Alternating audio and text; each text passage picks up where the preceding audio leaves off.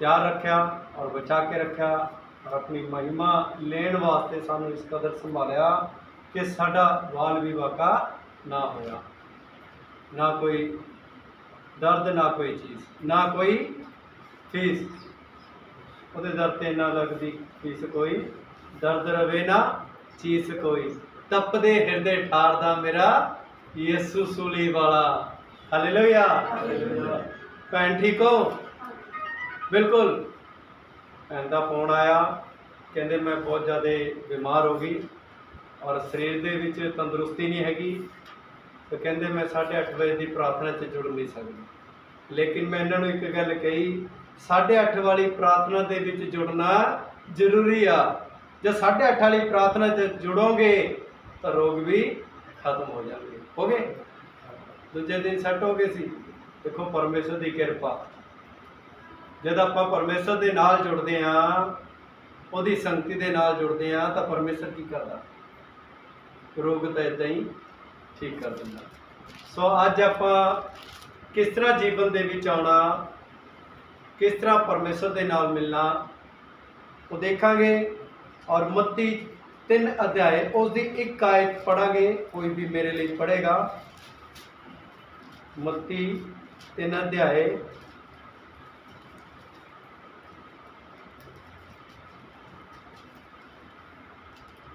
हाँ जी। यूहन्ना बपतिस्मा देने वाला। उन दिनों में यूहन्ना बपतिस्मा देने वाला आकर यहूदियों के जंगल में यह प्रचार करने लगा, मन फिराओ, क्योंकि स्वर्ग का राज्य निकट आ गया है। यह वही है जिसकी चर्चा यशायाह। हालेलुया। इसने क्या, तौबा करो ते मन फिराओ। सब तो पहला असी की करना, अपने मन नू फिराउणा। असी जब अपने मन नू परमेश्वर वाल फिरावांगे तो फिर परमेश्वर की निगाह साडे वाल हो जाएगी। जब असी मन नहीं फिरावांगे, परमेश्वर वाल ध्यान नहीं करांगे, कि परमेश्वर का ध्यान होगा? जमा भी नहीं होगा। जब दो धिर आपस च देखते हैं फिर गलबात होंदी आ। आप बड़ी आस दे विच रस्ते दे विच जब साडा कोई सगा संबंधी, रिश्तेदार, यार, दोस्त, मित्र कोई भी सानू दिख जाता, असीं बड़े चाहना दे नाल उहदे वल देखते हैं, अभी शायद एक नज़र मेरे वल कर लवे, क्योंकि मेरी आवाज़ तो उत्थे तक पहुँचनी नहीं। पर वो एक नज़र जब साडे वल करदा तो साडी नज़र उहदे नाल मिलदी आ, तो असीं सारे दे नाल कहने कि देखो मैं इत्थे आ। तो इस तरह ही जब असी परमेश्वर तो पाना तो बहुत कुछ चाहते हैं, लेकिन मन नहीं फिराते, नज़र नहीं उहदे वल करते, तो उसका दीदार ते मेरा किस तरह दीदार होगा, साड़ी निगाह आपस में किस तरह मिलेगी, साडा किस तरह मेल होगा। लेकिन मेल कराउण वास्ते यूहन्ना बपतिस्मा दाता, जो कि यीशु मसीह की सेवकाई का प्रचार कर रहा, और कहता मेरे तो बाद वो आने वाला जिहड़ा तुहानू अग दे नाल बपतिस्मा देवेगा। कहना मैं ओदे जुत्ती दा बंद खोलन दे लायक भी नहीं हैगा। किहड़ा बंद? ओदी जुत्ती दा। जुत्ती दे विच गुड्डां दे विच एक फित्ते पाए हुंदे ने, उन्हां फित्तिआं नूं कहंदा खोलन दे लायक भी नहीं हैगा। उसने इन्ना अपने आप नूं नीवा कर लिया, उसने जीरो भी नहीं किया, क्योंकि जीरो की वैल्यू आ। जीरो की की वैल्यू आ? एक दे अगे ला दो तो की बन जाता? की बनता जी? 10 बन गया। जे एक जीरो होर ला दिए, फिर होर ला दिए, 1000 होर ला दिए, 10,000 होर ला दिए, लखां के हिसाब नाल करोड़ां अरबां, इसकी गिनती खत्म नहीं होंदी। जीरो की इन्नी वैल्यू होंदी आ, नहीं तो कल्ला बंदा कल्ला ही रह जाता। वो 11 नहीं बन सकता, 12 नहीं बन सकता, 120 नहीं बन सकता, 100 नहीं बन सकता, है ना? क्योंकि 11 जदों बनेगा जब ਉਹਦੇ मूहरे जीरो लगेगी, 10 तो बाद 11 आवेगा, कल्ला का कल्ला ही रह जाएगा। जीरो की बहुत वैल्यू है, लेकिन उसने जीरो भी नहीं बनाया। उसने अपने आप को बिल्कुल ही नीवा करता कि कुछ भी नहीं है मैं ਉਹਦੇ मूहरे, मैं तो ਉਹਦੇ बंद खोलन के लायक भी नहीं हाँ। लेकिन एक बाणी एक वचन दे विच प्रभु यीशु मसीह जी भी कहते हैं, कहते ਉਹ ਬਾਣੀ ਵਿੱਚ ਲਿਖਿਆ ਸੰਤ ਪੌਲਸ ਕਹਿੰਦਾ ਕਿ ਉਸਨੇ ਆਪਣੇ ਆਪ ਨੂੰ ਇੰਨਾ ਨੀਵਾਂ ਕਰ ਲਿਆ ਕਿ ਉਸਨੇ ਇੱਕ ਮਜ਼ਦੂਰ ਤੋਂ ਵੀ ਥੱਲੇ ਆਪਣੇ ਆਪ ਨੂੰ ਕੀਤਾ। ਉਸਨੇ ਕਿਹਾ ਮੈਂ ਕੁਝ ਵੀ ਨਹੀਂ ਆ। ਔਰ ਵਚਨ ਕਹਿੰਦਾ ਕਿ ਪਰਮੇਸ਼ਰ ਦਾ ਰੂਪ ਉਹਦੇ ਵਿੱਚ ਸੀ। ਕੀ ਸੀ? ਪਰਮੇਸ਼ਰ ਦਾ ਰੂਪ ਉਹਦੇ ਵਿੱਚ ਸੀ, ਯੀਸ਼ੂ ਮਸੀਹ ਦੇ ਵਿੱਚ। ਲੇਕਿਨ ਉਸਨੇ ਫਿਰ ਵੀ ਆਪਣੇ ਆਪ ਨੂੰ ਬਿਲਕੁਲ ਹੀ ਥੱਲੇ ਕਰ ਲਿਆ, ਸ਼ੂन्य ਤੋਂ ਵੀ ਥੱਲੇ, ਔਰ ਪਰਮੇਸ਼ਰ ਦੇ ਦਾहिने ਹੱਥ ਜਾ ਕੇ ਬਹਿ ਗਿਆ। ਜੇ ਉਸਨੇ ਆਪਣੇ ਆਪ ਨੂੰ ਜ਼ੀਰੋ ਤੋਂ ਵੀ ਥੱਲੇ ਮਾਰਿਆ ਤਾਂ ਪਰਮੇਸ਼ਰ ਦੇ ਦਾहिने ਹੱਥ ਜਾ ਕੇ ਬਹਿ ਗਿਆ। ਜਦ ਅਸੀਂ ਆਪਣੇ ਆਪ ਨੂੰ ਖਤਮ ਕਰਾਂਗੇ, ਕਿਸ ਨੂੰ? ਆਪਣੇ ਆਪ ਨੂੰ ਖਤਮ ਕਰਨਾ। ਜਦ ਅਸੀਂ ਆਪਣੇ ਆਪ ਨੂੰ ਖਤਮ ਕਰਾਂਗੇ ਫੇਰ ਹੀ ਕੁਝ ਬਣ ਸਕਦੇ ਹਾਂ। ਅੱਜ ਇਸ ਚੀਜ਼ ਦੇ ਉੱਤੇ ਗੱਲ ਕਰਾਂਗੇ। ਥੋੜੇ 8 ਆਇਤ ਹੋਰ ਪੜਾਂਗੇ ਆਪਾਂ। ਸੋ ਤੁਸੀਂ ਤੌਬਾ ਦੇ ਯੋਗ ਫਲ ਦਿਓ। ਇੱਥੇ ਲਿਖਿਆ ਕਹਿੰਦਾ ਤੋਬਾ ਕਰੋ, ਇੱਕ ਦੇ ਵਿੱਚ ਮਨ ਫਿਰਾਓ। ਪਹਿਲਾਂ ਅਸੀਂ ਆਪਣਾ ਮਨ ਫਿਰਾਣਾ, ਉਸ ਪਰਮੇਸ਼ਰ ਵੱਲ ਮਨ ਫਿਰਾ ਕੇ ਆਪਣਾ ਮਨ ਲਗਾ ਦੇਣਾ। ਫਿਰ ਉਸ ਤੋਂ ਬਾਅਦ 8 ਆਇਤ ਦੇ ਵਿੱਚ ਉਹ ਦਾਸ, ਉਹ ਸੰਤ ਕਹਿੰਦਾ ਤੋਬਾ ਔਰ ਮਨ ਫਿਰਾਣ ਦੇ ਯੋਗ ਕੁਛ ਫਲ ਲੈ ਕੇ ਆਓ। ਕਿ ਤੁਸੀਂ ਫਲ ਲੈ ਕੇ ਆਉਂਦੇ ਹੋ? ਆਈ ਸੰਡੇ ਚਰਚ ਦੇ ਵਿੱਚ ਆਉਂਦੇ ਹੋ, ਕਦੇ ਫਲ ਲੈ ਕੇ ਆਏ ਹੋ? ਕਿਹੜੇ ਫਲ ਦੀ ਗੱਲ ਕਰਦਾ? ਅਮਰੂਦ, ਸੇਬ, ਕੇਲੇ, ਹੋਰ ਕਈ ਫਲ, ਇਹਨਾਂ ਦੀ ਗੱਲ ਕਰਦਾ? ਇਹਨਾਂ ਦੀ ਗੱਲ ਨਹੀਂ। ਇੱਕ ਸਭਾ ਦੇ ਵਿੱਚ ਇੱਕ ਬਜ਼ੁਰਗ ਔਰਤ ਬੈਠੀ ਸੀ। ਕਹਿੰਦੇ ਪਾਸਟਰ ਜੀ ਮੈਂ ਪਿਛਲੀ ਵਾਰ ਫਲ ਲੈ ਕੇ ਆਈ ਸੀ, ਐਤਕੀ ਭੁੱਲ ਗਈ ਤਾਂ ਤੁਸੀਂ ਪ੍ਰਚਾਰ ਕਰਤਾ ਫਲ ਲੈ ਕੇ ਆਓ। ਕਹਿੰਦੇ ਹਰ ਹਫ਼ਤੇ ਫਲ ਲੈ ਕੇ ਨਹੀਂ। ਕਹਿੰਦੇ ਬੀਬੀ ਇਹ ਫਲ ਦੀ ਗੱਲ ਨਹੀਂ ਕੀਤੀ।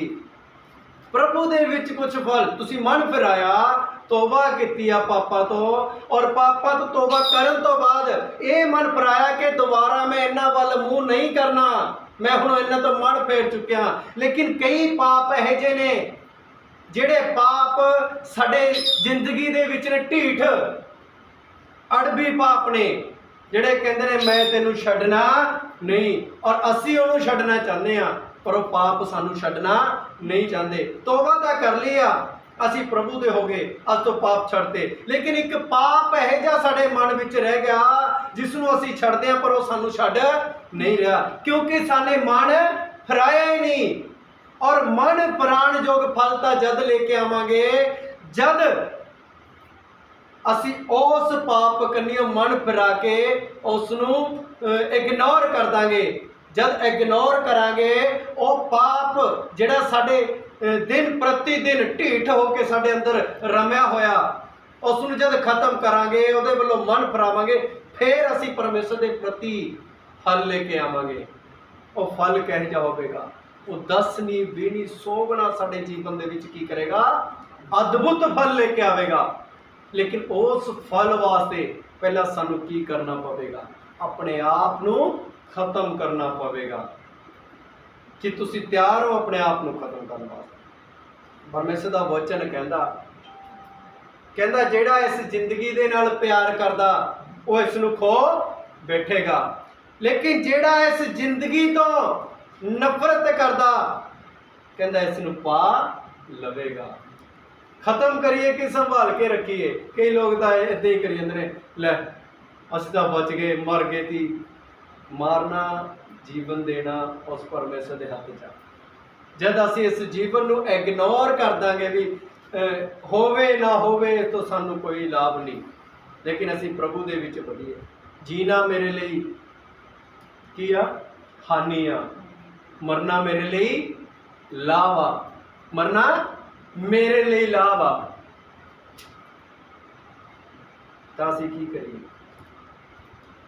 ਕੀ ਕਰੀਏ? ਇਸ ਜ਼ਿੰਦਗੀ ਨੂੰ ਕੀ ਕਰੀਏ? ਦੇ ਦਈਏ ਪਰਮੇਸ਼ਰ ਦੇ ਹੱਥਾਂ 'ਚ? ਕਰ ਦਈਏ ਖਤਮ? ਦੱਸੋ।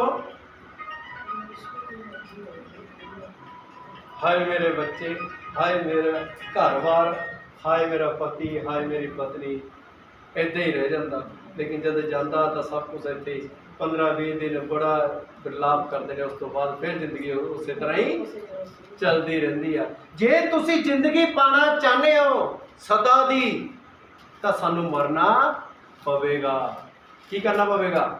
ਮਰਨਾ ਪਵੇਗਾ। ਇਸ ਜ਼ਿੰਦਗੀ ਦੇ ਨਾਲ ਪਿਆਰ ਕਰੋਗੇ ਤਾਂ ਇਸ ਨੂੰ ਖੋ ਬੈਠੋਗੇ, ਪਰ ਜੇ ਇਸ ਜ਼ਿੰਦਗੀ ਨੂੰ ਹਾਨੀ ਸਮਝੋਗੇ ਤਾਂ ਤੁਸੀਂ ਇਸ ਜ਼ਿੰਦਗੀ ਨੂੰ ਸਦਾ ਵਾਸਤੇ ਪਾ ਲਓਗੇ।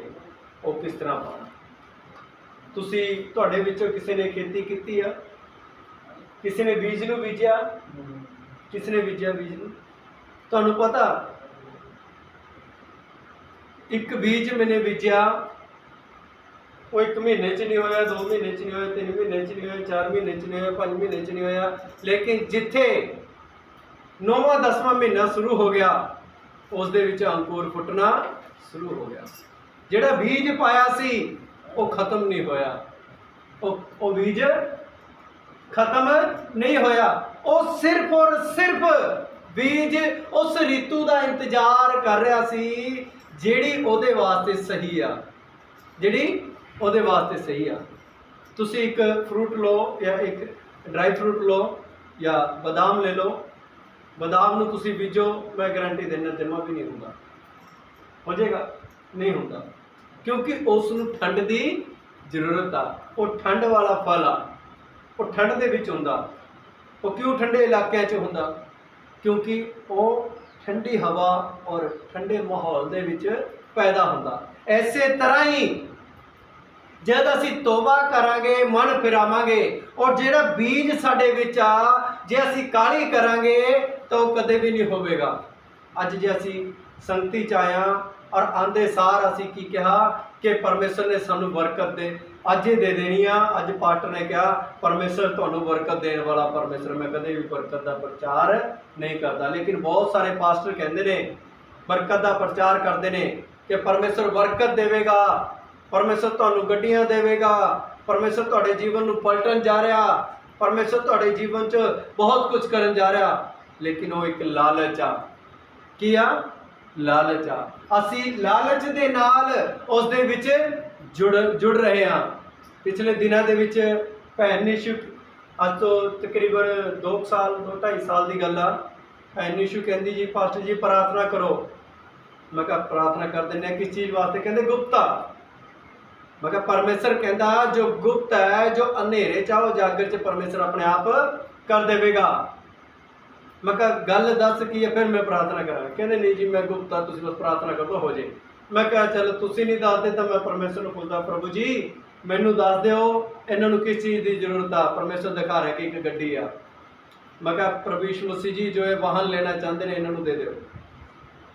ਜਦ ਆਮੀਨ ਕੀਤੀ ਉਹ ਕਹਿੰਦੇ ਜੀ ਤੁਹਾਨੂੰ ਕਿਵੇਂ ਪਤਾ ਕਿ ਅਸੀਂ ਕੁਝ ਚਲਾਉਣ ਵਾਲੀ ਚੀਜ਼? ਮੈਂ ਕਿਹਾ ਚਲਾਉਣ ਵਾਲੀ ਚੀਜ਼ ਤੁਸੀਂ ਕਾਰ ਲੈਣਾ ਚਾਹੁੰਦੇ ਹੋ? ਕਹਿੰਦੇ ਨਹੀਂ ਜੀ ਵੱਡੀ ਗੱਡੀ ਲੈਣਾ ਚਾਹੁੰਦੇ ਹਾਂ। ਮੈਂ ਕਿਹਾ ਨਹੀਂ ਕਾਰ। ਪਰਮੇਸ਼ਰ ਕਾਰ ਦਿਖਾ ਰਿਹਾ, ਕਿਉਂਕਿ ਪਰਮੇਸ਼ਰ ਦੀ ਯੋਜਨਾ ਦੇ ਮੁਤਾਬਿਕ ਜਦ ਉਹਨਾਂ ਨੇ ਪੁੱਛਿਆ ਤਦ ਆਪਾਂ ਨੇ ਦੱਸਿਆ। ਲੇਕਿਨ ਅਸੀਂ ਲਾਲਚ ਕਦੇ ਵੀ ਕਿਸੇ ਨੂੰ ਨਹੀਂ ਦਿੰਦੇ, ਕਿਉਂਕਿ ਪਰਮੇਸ਼ਰ ਦੀ ਯੋਜਨਾ ਦੇ ਮੁਤਾਬਿਕ ਪਰਮੇਸ਼ਰ ਕੀ ਕਰਦਾ? ਤੁਹਾਨੂੰ ਸਾਰੀ ਚੀਜ਼ਾਂ ਮਿਲਣਗੀਆਂ, ਲੇਕਿਨ ਤੁਹਾਡੇ ਪਿੱਛੇ ਪੈ ਕੇ। ਅਸੀਂ ਚੀਜ਼ਾਂ ਦੇ ਪਿੱਛੇ ਨਹੀਂ ਭੱਜਣਾ। ਇਸੇ ਤਰ੍ਹਾਂ ਜੇ ਅਸੀਂ ਜ਼ਿੰਦਗੀ ਦੇ ਪਿੱਛੇ ਭੱਜਾਂਗੇ, ਇਸ ਤਰ੍ਹਾਂ ਕਿ 2 ਹਫ਼ਤੇ ਪਹਿਲਾਂ ਗੱਲ ਹੋਈ ਸੀ ਕਿ ਅਸੀਂ ਬਹੁਤ ਮਿਹਨਤ ਕਰਦੇ ਹਾਂ, ਪਰ ਅਸੀਂ ਬਹੁਤ ਸਾਰੀਆਂ ਚੀਜ਼ਾਂ ਨੂੰ ਪਾਉਣ ਵਾਸਤੇ, ਆਪਣੀ ਜ਼ਿੰਦਗੀ ਨੂੰ ਅੱਛਾ ਕਰਨ ਵਾਸਤੇ ਅਸੀਂ ਇਹੋ ਜਿਹਾ ਕੁਝ ਕਰਦੇ ਕਿ ਅਸੀਂ ਲਗਜ਼ਰੀ ਜ਼ਿੰਦਗੀ ਜੀ ਸਕੀਏ।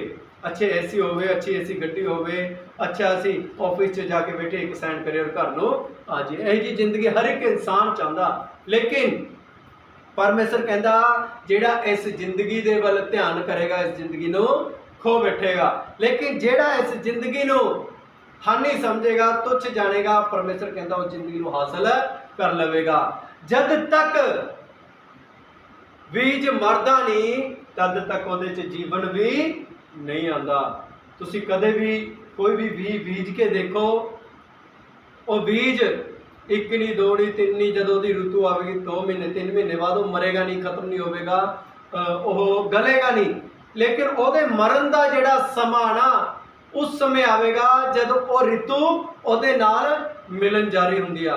ਅਭੀ ਵਾਕਿਆ 'ਚ ਇਹ ਰਿਤੂ 8ਵਾਂ 9ਵੇਂ ਮਹੀਨੇ ਦੇ ਵਿੱਚ ਇਸ ਬੀਜ ਨੇ ਨਿਕਲਣਾ, ਤਾਂ ਉਹ 9ਵੇਂ ਮਹੀਨੇ ਤੋਂ ਪਹਿਲਾਂ 8ਵੇਂ ਮਹੀਨੇ ਦੇ ਵਿੱਚੋਂ ਮਰ ਜਾਵੇਗਾ। ਉਹ ਬੀਜ ਕੀ ਹੋ ਜਾਏਗਾ? ਮਰ ਜਾਏਗਾ। ਮਰਨ ਤੋਂ ਬਾਅਦ, ਖਤਮ ਹੋਣ ਤੋਂ ਬਾਅਦ ਉਹਦੇ ਵਿੱਚ ਕੀ ਆ? ਅੰਕੁਰ ਫੁੱਟ ਨਿਕਲੇਗਾ। ਇਦਾਂ ਹੀ ਹੁੰਦਾ, ਇਦਾਂ ਹੀ ਹੁੰਦਾ।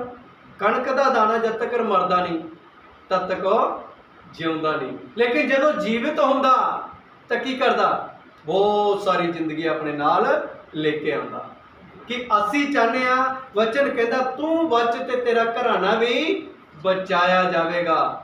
ਜਿੱਦਾਂ ਪਾਸਟਰ ਜੀ ਨੇ ਕਿਹਾ ਅਯੂਬ ਦੇ ਬਾਰੇ 1 ਅਧਿਆਇ 9 ਦੇ ਵਿੱਚ, ਅਯੂਬ ਦੀ ਕਿਤਾਬ ਦੇ ਵਿੱਚ ਲਿਖਿਆ ਕਿ ਪਰਮੇਸ਼ਰ ਨੇ ਇੱਕ ਬੜੀ ਗਵਾਹੀ ਆਪਣੇ ਬੇਟੇ ਦੇ ਜੀਵਨ ਦੇ ਵਿੱਚ ਦਿੱਤੀ। ਉਹ ਸ਼ੈਤਾਨ ਦੇ ਮੂਹਰੇ ਕਹਿੰਦਾ ਤੈਂ ਮੇਰੇ ਬੇਟੇ ਨੂੰ ਦੇਖਿਆ ਅਯੂਬ ਨੂੰ, ਕਿੰਨਾ ਸਾਮਰਥੀ ਆ, ਕਿੰਨਾ ਮੇਰਾ ਭੈ ਮੰਨਣ ਵਾਲਾ। ਇਹ ਨਹੀਂ ਕਿਹਾ ਕਿ ਬਹੁਤ ਜ਼ਿਆਦਾ ਉਹ ਅਮੀਰ ਆ, ਇੱਦਾਂ ਉੱਦਾਂ ਨਹੀਂ। ਉਹਨੇ ਇਹ ਗੱਲ ਕਹੀ ਕਿ ਉਹ ਮੇਰਾ ਭੈ ਮੰਨਣ ਵਾਲਾ। ਅਸੀਂ ਕਦੇ ਵੀ ਇੱਦਾਂ ਬਰਕਤ ਨਹੀਂ ਮੰਗਣੀ, ਪ੍ਰਭੂ ਜੀ ਮੈਨੂੰ ਗੱਡੀ ਦੇ ਦੇ ਉਹਦੇ ਨਹੀਂ। ਪ੍ਰਭੂ ਜੀ ਮੇਰੀ ਜ਼ਿੰਦਗੀ ਤੇਰੇ ਨਾਲ ਲੱਗੀ ਰਹੇ ਔਰ ਤੇਰੇ ਨਾਲ ਮੇਰਾ ਲਗਾਵ ਰਹੇ। ਮੈਂ ਭਰੀ ਗਰਮੀ ਦੇ ਵਿੱਚ ਵੀ ਉਹ ਤੇਰੇ ਵਿੱਚ ਹੋ ਕੇ ਠੰਡਕ ਮਹਿਸੂਸ ਕਰਾਂ। ਇਹੋ ਜਿਹੀ ਮੇਰੇ ਪਿਤਾ ਪਰਮੇਸ਼ਰ ਮੈਨੂੰ ਜ਼ਿੰਦਗੀ ਦੇ ਦੇ। ਔਰ ਪਰਮੇਸ਼ਰ ਇਹੋ ਜਿਹੀ, ਜਿਹੜਾ ਪਰਮੇਸ਼ਰ ਸੂਰਜ ਦੀ ਰੋਸ਼ਨੀ ਦੇ ਕੇ ਅੰਦਰ ਜਾ ਕੇ ਦੇਖੋ ਤੁਹਾਨੂੰ ਹਰ ਇੱਕ ਚੀਜ਼ ਦਿਖਾਈ ਦੇਵੇਗੀ, ਕਿਉਂਕਿ ਇਹ ਪਰਮੇਸ਼ਰ ਦੀ ਰੋਸ਼ਨੀ ਆ। ਲੇਕਿਨ ਰਾਤ ਦੇ ਸਮੇਂ ਦੇ ਵਿੱਚ ਤੁਸੀਂ ਅੰਦਰ ਜਾ ਕੇ ਦੇਖਿਓ ਤੁਹਾਨੂੰ ਕੁਝ ਵੀ ਦਿਖਾਈ ਨਹੀਂ ਦੇਣਾ, ਕਿਉਂਕਿ ਉਹ ਰੋਸ਼ਨੀ ਜਿਹੜੀ ਜਲਦੀ ਆ ਉਹ ਆਪਣੀ ਬਣਾਈ ਹੋਈ ਰੋਸ਼ਨੀ ਆ। ਉਸ ਦੇ ਉੱਤੇ ਸਾਨੂੰ ਘਮੰਡਤਾ ਹੈ। 10 ਬਲਬ ਵੀ ਲਾ ਲਾਂਗੇ ਤਦ ਵੀ ਅਸੀਂ ਪਰਮੇਸ਼ਰ ਦੀ ਬਣਾਈ ਹੋਈ ਇੱਕ ਲਾਟ ਦੇ ਬਰਾਬਰ ਰੋਸ਼ਨੀ ਪੈਦਾ ਨਹੀਂ ਕਰ ਸਕਦੇ, ਕਿਉਂਕਿ ਪਰਮੇਸ਼ਰ ਨੇ ਸਾਨੂੰ ਉਹ ਜ਼ਿੰਦਗੀ ਦਿੱਤੀ ਆ ਜਿਹੜੀ ਸਦਾ ਦੀ ਜ਼ਿੰਦਗੀ ਆ। ਜਦੋਂ ਅਦਭੁਤ ਸਾਡੇ ਵਾਸਤੇ ਦੇ ਸਕਦਾ ਤਾਂ ਉਹ ਕੀ ਕਰੇਗਾ? ਪਹਿਲਾਂ ਸਾਨੂੰ ਮਰਨ ਵਾਸਤੇ ਕਹੇਗਾ। यदि ਜ਼ਿੰਦਗੀ ਪਾਣੀ ਆ, ਮੈਂ ਤੁਹਾਨੂੰ ਸਮਝਾਉਣਾ ਚਾਹੁੰਦਾ, ਇੱਦਾਂ ਨਹੀਂ ਕਿ ਅੱਜ ਤੁਸੀਂ ਕਹੋਗੇ ਪ੍ਰਭੂ ਜੀ ਮੈਂ ਤਾਂ ਮਰਨਾ ਚਾਹੁੰਦਾ। ਇੱਦਾਂ ਮਰਨਾ ਨਹੀਂ। ਆਪਣੇ ਆਪ ਨੂੰ ਦੁਨਿਆਵੀ ਗੱਲਾਂ ਦੇ, ਦੁਨਿਆਵੀ ਇੱਕ ਲਾਲਚ ਕੰਨਿਓ ਆਪਣੇ ਆਪ ਨੂੰ ਕੀ ਕਰਨਾ? ਖਤਮ ਕਰਨਾ। ਲੇਕਿਨ ਬਹੁਤ ਸਾਰੇ ਪਾਸਟਰ ਕੀ ਆ ਕਿ ਲਾਲਚ ਦੇ ਵਿੱਚ ਪਾਈ ਜਾਂਦੇ ਨੇ, ਤੁਹਾਨੂੰ ਗੱਡੀ ਮਿਲੇਗੀ, ਇਹ ਮਿਲੇਗਾ, ਵਾਹ ਮਿਲੇਗਾ। ਤਾਂ ਦੁਨੀਆ ਲਾਲਚ ਦੇ ਵੱਲ ਆ। ਇਹ ਤਾਂ ਹਰ ਇੱਕ ਕਰਦੇ ਨੇ। ਹਰ ਇੱਕ ਸਭਾ, ਜਿਹੜੀ ਮਰਜ਼ੀ ਸਭਾ ਦੇ ਵਿੱਚ ਚਲੇ ਜਾਓ ਤੁਸੀਂ, ਜਿਹੜੀ ਮਰਜ਼ੀ ਸਤਸੰਗ 'ਚ ਵਗ ਜਾਓ, ਸਭ ਜਗ੍ਹਾ ਇੱਦਾਂ ਹੀ ਆ। ਗੱਡੀ ਮਿਲੇਗੀ, ਇਹ ਮਿਲੇਗਾ, ਉਹ ਮਿਲੇਗਾ। ਲੇਕਿਨ ਜ਼ਿੰਦਗੀ ਕਿੱਥੇ ਆ ਜਿਹੜੀ ਪਰਮੇਸ਼ਰ ਸਾਨੂੰ ਦੇਣ ਵਾਸਤੇ ਆਇਆ? ਪਰਮੇਸ਼ਰ ਦੇ ਵਚਨ ਵਿੱਚ ਲਿਖਿਆ, ਕਹਿੰਦਾ ਲੂਕਾ 6 ਅਧਿਆਇ ਉਸਦੀ 33 ਆਇਤ ਨਾ, ਮੱਤੀ 6 ਅਧਿਆਇ ਉਸਦੀ 33 ਆਇਤ ਦੇ ਵਿੱਚ ਲਿਖਿਆ ਹੋਇਆ ਕਿ ਉਹ ਸਾਨੂੰ ਕੀ ਕਰੇਗਾ? ਕਹਿੰਦਾ ਪਹਿਲਾਂ ਤੂੰ ਮੇਰੇ ਰਾਜ ਦੀ ਲਿਖਿਆ, ਪਰ ਤੂੰ ਪਹਿਲਾਂ ਉਹਦੇ ਰਾਜ ਅਤੇ ਉਹਦੇ ਧਾਰਮਿਕਤਾ ਦੀ ਖੋਜ ਕਰੋ। ਕੀ ਕਰੋ? ਪਹਿਲਾਂ ਉਸਦੇ ਰਾਜ ਦੀ ਤੇ ਉਸਦੀ ਧਾਰਮਿਕਤਾ ਦੀ ਖੋਜ ਕਰੀਏ। ਫਿਰ ਇਹ ਸਾਰੀਆਂ ਵਸਤਾਂ ਕੀ ਆ ਤੁਹਾਡੇ ਪਿੱਛੇ ਪੈ ਕੇ, ਤੁਹਾਨੂੰ ਪਿੱਛੇ ਪੈਣ ਦੀ ਜ਼ਰੂਰਤ ਨਹੀਂ। ਬਰਕਤਾਂ ਤੁਹਾਡੇ ਪਿੱਛੇ ਪੈ ਕੇ ਤੁਹਾਨੂੰ ਮਿਲਣਗੀਆਂ। ਲੇਕਿਨ ਉਸ ਤੋਂ ਪਹਿਲਾਂ ਸਾਨੂੰ ਉਸ ਪਾਪ ਤੋਂ ਆਪਣਾ ਮਨ ਫਿਰਾਉਣਾ ਪਵੇਗਾ, ਜਿਹੜਾ ਪਾਪ ਤੋਬਾ ਕਰਨ ਤੋਂ ਬਾਅਦ ਵੀ ਸਾਡੇ ਮਨ ਦੇ ਵਿੱਚ ਇੱਕ ਘਰ ਕਰਕੇ ਬੈਠਿਆ। ਉਸ ਪਾਪ ਕੰਨਿਓ ਸਾਡਾ ਮਨ ਹੀ ਨਹੀਂ ਫਿਰ ਰਿਹਾ। ਅਸੀਂ ਬਾਰ-ਬਾਰ ਲੈ ਕੇ ਫਿਰ ਉਸੇ ਚੀਜ਼ ਤੇ ਆ ਜਾਂਦੇ ਆ, ਔਰ ਉਹ ਪਾਪ ਸਾਡੇ ਘਰ ਦੇ ਮਨ ਦੇ ਵਿੱਚ ਇਹੋ ਜਿਹਾ ਘਰ ਕਰਕੇ ਬੈਠਿਆ ਕਿ ਸਾਨੂੰ ਪਰਮੇਸ਼ਰ ਦੇ ਉਸ ਫਲ ਤੱਕ ਪਹੁੰਚਣ ਨਹੀਂ ਦੇ ਰਿਹਾ, ਜਿਹੜਾ ਫਲ ਸਾਡੇ ਮਰਨ ਤੋਂ ਬਾਅਦ ਸਾਨੂੰ ਪ੍ਰਾਪਤ ਹੋਵੇਗਾ। जब असी मर जावांगे ना, मरण तो बाद असी बहुत सारे फल अपने जीवन दे विच लेके आवांगे, जिमें कि प्रेम, आनंद, धीरज, कृपा, भलाई, नर्मता, संयम, विश्वास। परमेश्वर कहता ये फल तुहाडे विच आ जाणगे जद तुसी अपने आप नूं खत्म करोगे। किन्ने फल खत्म किते असी? बीज किन्ने खत्म किते सी? कोई दसेगा? किन्ने बीज बीजे सी आपां? एक बीज बीजिया सी। एक बीज के द्वारा किन्ने असी प्राप्त किते? 9 फल। किन्ने फल? 9 फल प्राप्त किते। लेकिन 9 फल वाल ध्यान ना करो, पहला अपने मरण वाल ध्यान करो कि असी मरना, जब असी मर जावांगे तद ही जीवित होवांगे। लेकिन मरण वाल तो ध्यान नहीं हैगा। वैसे मैं ये बोलने का लायक तो नहीं हैगा, ये दुनियावी गल्लां, पर मैं फिर भी कहूँगा। कबीर ने एक गल कही, कहते कबीरा जिस मरने से जग डरे मेरे मन आनंद। कहना मरने ते ही पाइए पूर्ण परमानंद। कहता स्वर्ग दे विच जाण वास्ते तां बहुत सारे लोग तैयार ने, ਔਰ ਕਹਿੰਦੇ ਨੇ ਮੈਨੂੰ ਸਵਰਗ ਚਾਹੀਦਾ, ਸਵਰਗ ਚਾਹੀਦਾ, ਸਵਰਗ ਚਾਹੀਦਾ। ਜੇ ਮੈਂ ਤੁਹਾਨੂੰ ਕਹਾਂ ਤੁਸੀਂ ਸਵਰਗ ਜਾਣਾ ਚਾਹੁੰਦੇ ਹੋ, ਤੁਸੀਂ ਕਹੋਗੇ ਹਾਂਜੀ ਮੈਂ ਜਾਣਾ ਚਾਹੁੰਦਾ, ਕਹੋਗੇ ਨਾ ਮੈਂ ਸਵਰਗ ਜਾਣਾ। ਲੇਕਿਨ ਸਵਰਗ ਜਾਣ ਵਾਸਤੇ ਤੁਹਾਨੂੰ ਮਰਨਾ ਪਵੇਗਾ, ਔਰ ਮਰਨ ਤੋਂ ਪਹਿਲਾਂ ਤੋਬਾ ਤੇ ਮਨ ਫਰਾਣਾ ਪਵੇਗਾ। ਜਦ ਮਨ ਫਰਾਵਾਂਗੇ ਫਿਰ ਪਰਮੇਸ਼ਰ ਸਾਨੂੰ ਉਹਨਾਂ ਫਲ ਬਣਾਵੇਗਾ, ਔਰ ਫਿਰ ਫਲ ਨੂੰ ਵੀ ਅਸੀਂ ਕੀ ਕਰਨਾ, ਖਤਮ ਕਰਨਾ। ਉਸ ਜ਼ਮੀਨ ਦੇ ਵਿੱਚ, ਇੱਕ ਚੰਗੀ ਭੂਮੀ ਦੇ ਵਿੱਚ ਕਦੇ ਇਸ ਫਲ ਨੂੰ ਅਸੀਂ ਉਸ ਪੱਥਰ ਦੇ ਉੱਤੇ ਬੀਜ ਦਈਏ ਜਿੱਥੇ ਥੋੜਾ ਜਿਹਾ ਇੱਕ ਫਲ ਹੋਇਆ, ਇੱਕ ਬੂਟਾ ਹੋਇਆ ਔਰ ਨਾਲ ਦੀ ਨਾਲ ਧੁੱਪ ਲੱਗੀ ਔਰ ਸੁੱਕ ਗਿਆ, ਕਿਉਂਕਿ ਚੰਗੀ ਭੂਮੀ ਉਹਨੂੰ ਮਿਲੀ ਨਹੀਂ। ਔਰ ਇੱਕ ਝਾੜੀ ਦੇ ਵਿੱਚ ਕਦੇ ਇਸ ਫਲ ਨੂੰ ਅਸੀਂ ਬੀਜ ਦਈਏ, ਲੋਕਾਂ ਦੀ ਗੱਲਾਂ ਬਾਤਾਂ ਨੂੰ ਸੁਣ ਕੇ ਇਹ ਝਾੜੀ ਨੇ ਸਾਨੂੰ ਘੇਰਿਆ ਔਰ ਉੱਥੇ ਅਸੀਂ ਖਤਮ ਹੋ ਗਏ। ਕਦੇ ਇਸ ਫਲ ਨੂੰ ਅਸੀਂ ਉਸ ਸੜਕ ਦੇ ਕਿਨਾਰੇ ਨਾ ਬੀਜ ਦਈਏ ਜਿੱਥੇ ਪੰਛੀ ਆਏ, ਉਹਨਾਂ ਨੇ ਚੁਗਿਆ ਔਰ ਖਤਮ ਕਰ ਦਿੱਤਾ ਔਰ ਖਾ ਕੇ ਚਲੇ ਗਏ। ਲੇਕਿਨ ਇਸ ਫਲ ਨੂੰ ਜਿਹੜਾ ਅਸੀਂ ਤੌਬਾ ਕਰਕੇ ਮਨ ਫਿਰਾ ਕੇ ਆਪਣੇ ਆਪ ਨੂੰ ਉਸ ਫਲ ਬਣਾਇਆ, ਉਸ ਫਲ ਨੂੰ ਅਸੀਂ ਖਤਮ ਕਰਨ ਜਾ ਰਹੇ ਹਾਂ। ਲੇਕਿਨ ਉਸ ਚੰਗੀ ਭੂਮੀ ਦੇ ਵਿੱਚ ਪਹਿਲਾਂ ਆਪਣੇ ਆਪ ਨੂੰ ਉਸ ਚੰਗੀ ਭੂਮੀ ਦੇ ਕੋਲ ਲੈ ਕੇ ਜਾਣਾ, ਉਸ ਚੰਗੀ ਭੂਮੀ ਦੇ ਵਿੱਚ ਆਪਣੇ ਆਪ ਨੂੰ ਬੀਜ ਦੇਣਾ, ਔਰ ਜਦ ਤੱਕ ਅਸੀਂ ਨਹੀਂ ਮਰਾਂਗੇ ਤਦ ਤੱਕ ਉਹ ਫਲ ਸਾਡੇ ਵਿੱਚ ਨਹੀਂ ਆਵੇਗਾ। ਅੰਕੁਰ ਫੁੱਟੇਗਾ, ਇੱਕ ਬੂਟਾ ਤਿਆਰ ਹੋਵੇਗਾ, ਫਿਰ ਉਹਦੇ ਵਿੱਚ ਕੀ ਬਣੇਗਾ, ਫਲ ਲੱਗੇਗਾ। ਬੀਜਣ ਤੋਂ ਬਾਅਦ, ਮਰਨ ਤੋਂ ਬਾਅਦ ਵੀ ਸਾਨੂੰ ਫਿਰ ਵੀ ਵਧਣ ਦੀ ਜ਼ਰੂਰਤ ਆ। ਕਿਸ ਚੀਜ਼ ਦੀ ਜ਼ਰੂਰਤ ਆ?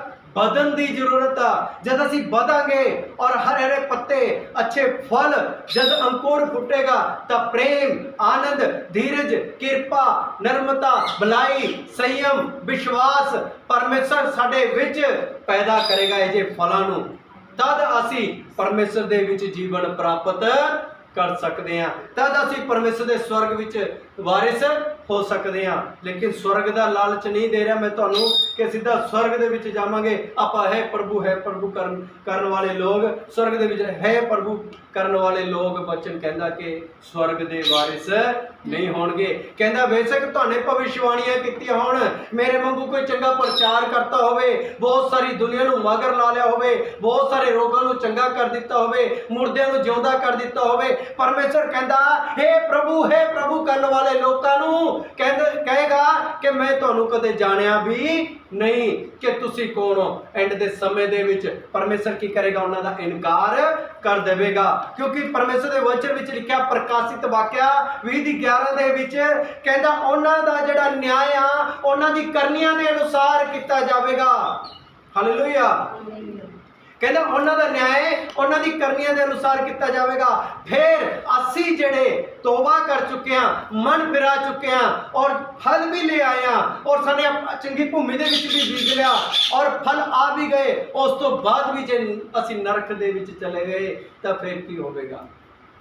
ਅਸੀਂ ਉਹ ਲੋਕ ਹਾਂ ਜਿਹੜੇ ਫੂਕ ਕੇ ਪੈਰ ਧਰਨ ਵਾਲੇ ਲੋਕ, ਪ੍ਰਭੂ ਦੇ ਵਿੱਚ, ਉਸਦੇ ਅਨੁਗ੍ਰਹਿ ਦੇ ਵਿੱਚ ਚੱਲਣ ਵਾਲੇ ਲੋਕ। ਅਸੀਂ ਕਿਸ ਤਰ੍ਹਾਂ ਚੱਲਣਾ, ਕਿਸ ਤਰ੍ਹਾਂ ਬੈਠਣਾ, ਕਿਸ ਤਰ੍ਹਾਂ ਉੱਠਣਾ, ਸਾਡੀ ਸਮਝ, ਸਾਡੀ ਸੋਚ, ਸਾਡੇ ਬੈਠਣੇ, ਸਾਡੇ ਉੱਠਣੇ, ਸਾਡੇ ਸਰੀਰ ਦੇ ਵਿੱਚ ਹਰ ਪਾਸੇ ਪਰਮੇਸ਼ਰ ਦੀ ਤਾਰੀਫ ਹੋਵੇ। ਕਹਿੰਦਾ ਮੇਰੇ ਵਿੱਚ ਮੈਂ ਨਹੀਂ ਬਲਕਿ ਤੂੰ ਦਿਸਦਾ ਹੋਵੇ।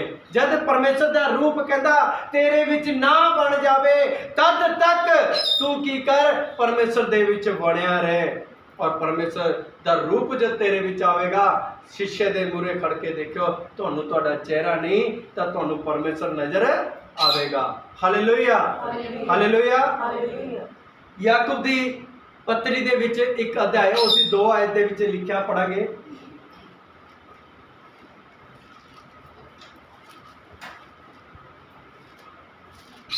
ਯਾਕੂਬ 1:2, ਇਬਰਾਨੀਆਂ ਤੋਂ ਬਾਅਦ ਯਾਕੂਬ।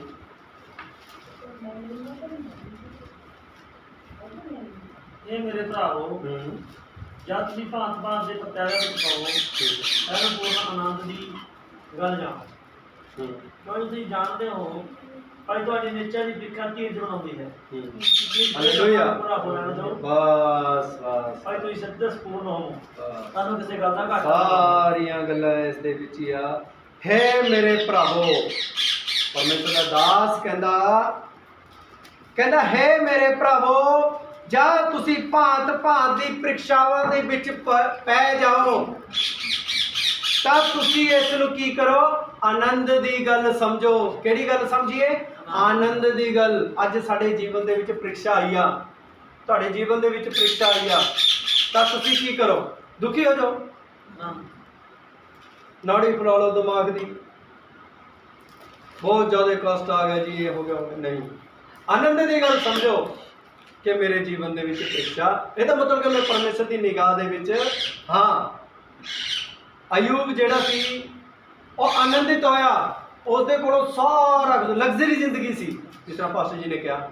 ਉਹਦੇ ਜੀਵਨ ਦੇ ਵਿੱਚ ਹਰ ਇੱਕ ਪ੍ਰਕਾਰ ਦਾ ਸਭ ਕੁਝ ਸੀ। ਜੇ ਉਹਦੀ ਦੇਖੀਏ ਬਰਕਤਾਂ ਦੇ ਵੱਲ ਕਿ ਬਹੁਤ ਸਾਰੇ ਊਠ, ਬਹੁਤ ਸਾਰੇ ਘੋੜੇ, ਬਹੁਤ ਕੁਝ ਸੀ ਉਹਦੇ ਕੋਲ, ਲੇਕਿਨ ਲਗਜ਼ਰੀ ਜ਼ਿੰਦਗੀ ਹੋਣ ਦੇ ਬਾਵਜੂਦ ਵੀ ਉਸਨੇ ਆਪਣੇ ਆਪ ਨੂੰ ਜ਼ੀਰੋ ਤੋਂ ਵੀ ਥੱਲੇ ਕੁਝ ਵੀ ਨਾ ਬਣਾ ਕੇ ਰੱਖਿਆ। ਔਰ ਜਦੋਂ ਉਹਦੇ ਜੀਵਨ ਦੇ ਵਿੱਚ ਇੱਕ ਇੱਕ ਕਰਕੇ ਸਾਰੀਆਂ ਬਰਕਤਾਂ ਚਲੀ ਗਈਆਂ, ਬੱਚੇ ਵੀ ਚਲੇ ਗਏ, ਘਰਵਾਲੀ ਵੀ ਛੱਡ ਕੇ ਚਲੀ ਗਈ, ਬੇਵਕੂਫ ਆ ਤਾਂ ਮੇਰੀ ਵੀ ਜ਼ਿੰਦਗੀ, ਇਸਨੇ ਬੱਚਿਆਂ ਦੀ ਵੀ ਜ਼ਿੰਦਗੀ, ਸਭ ਦੀ ਜ਼ਿੰਦਗੀ ਖਰਾਬ ਕਰ ਦਿੱਤੀ, ਇਸ ਨੂੰ ਛੱਡਣਾ ਹੀ ਬਿਹਤਰ ਆ। ਉਹ ਵੀ ਛੱਡ ਕੇ ਚਲੀ ਗਈ ਕਿਉਂਕਿ ਕਰਜ਼ਾ ਚੜ ਗਿਆ ਉੱਪਰ ਦੀ, ਸਾਰਾ ਕੁਝ ਉਹ ਤਾਂ ਚਲਿਆ ਗਿਆ, ਸਭ ਕੁਝ ਚਲਿਆ ਗਿਆ। ਜਦ ਘਰਵਾਲੀ ਵੀ ਚਲੀ ਗਈ, ਉਹਨੇ ਕੀ ਕੀਤਾ? ਆਨੰਦਿਤ ਆਪਣੇ ਆਪ ਨੂੰ ਕੀ ਕੀਤਾ? ਆਨੰਦ ਦੇ ਵਿੱਚ ਭਰ ਗਿਆ ਕਿ ਪ੍ਰਭੂ ਤੇਰਾ ਸੀ, ਤੈਨੇ ਲੈ ਲਿਆ, ਮੇਰਾ ਮੁਝ में कुछ नहीं, जो कुछ है सो तेरा, तेरा तुझको सौंप के क्या लागे मेरा। भाई मेरा तो कुछ नहीं हैगा, मेरे से कुछ भी, ਜਿਹੜਾ ਕੁਛ ਸੀ ਉਹ ਤੇਰਾ, ਤੇਰਾ ਤੈਨੂੰ ਸੌਂਪ ਦਿੱਤਾ। ਹੁਣ ਤਾਂ ਆਪਣਾ ਦੋਨਾਂ ਦਾ ਮੇਲ ਨਾ, ਮੇਰੇ ਤੇ ਟੈਨਸ਼ਨ ਆ, ਉਹ ਘੋੜਿਆਂ ਨੂੰ ਕੁਝ ਖਵਾਉਣਾ, ਭੇਡਾਂ ਨੂੰ ਚਾਰਨਾ, ਇਹਨਾਂ ਨੂੰ ਇਹ ਕਰਨਾ, ਉਹਨੂੰ ਪੈਸੇ ਵੰਡਣੇ, ਇਹਨੂੰ ਦੇਣੇ, ਉਹਨੂੰ ਦੇਣੇ, ਇਹ ਕਰਨਾ, ਉਹ ਕਰਨਾ, ਮੈਂ ਤਾਂ ਟੈਨਸ਼ਨ ਫਰੀ ਆ। ਪ੍ਰਭੂ ਹੁਣ ਤਾਂ ਆਪਣਾ ਮੇਲ ਹੋ ਗਿਆ। ਜਿਹੜੀ ਘਰਵਾਲੀ ਕਹਿੰਦੀ ਸੀ ਮੈਨੂੰ ਵਾਰ-ਵਾਰ ਇੱਦਾਂ ਕਰੋ, ਉੱਦਾਂ ਕਰੋ, ਇਹਨੂੰ ਛੱਡ ਦੇ, ਆਹ ਕਰਦੇ, ਇਹ ਕਰਦੇ, ਤੂੰ ਕਿ ਇੱਦਾਂ ਹੋ ਜਾਏਗਾ, ਬਰਕਤ ਤੇਰੀ ਦੁਬਾਰਾ ਵਾਪਸ ਆਵੇ, ਉਹ ਵੀ ਚਲੀ ਗਈ, ਜਾਊਗੀ।